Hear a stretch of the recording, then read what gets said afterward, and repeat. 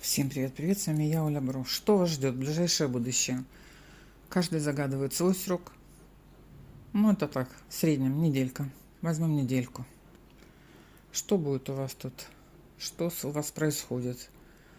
Так, договаривайтесь, серьезные разговоры. В ранней дороге вас ждут серьезные разговоры на высоких тонах, возможно. Злитесь сами на себя. Хлопочете о трефином короле.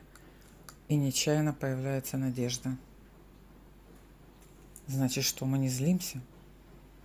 Как это мы сами на себя злимся? Мы не злимся, мы не сомневаемся. Мы знаем, что надо договариваться. Не этот человек, значит, другой поможет. Ваши хлопоты все равно, видите, нечаянно дают вам надежду.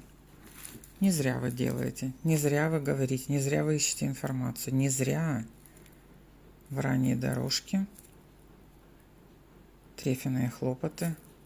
Или это вопрос касается детей, сейчас уточним. Интерес, связанный с казенными делами, с детьми для кого-то. Трефиный интерес идет. Значит, вы решите вопрос, договоритесь. Какой вам совет идет от колоды? Какой совет? Надейтесь и верьте в встречу. Надейтесь и верьте в встречу.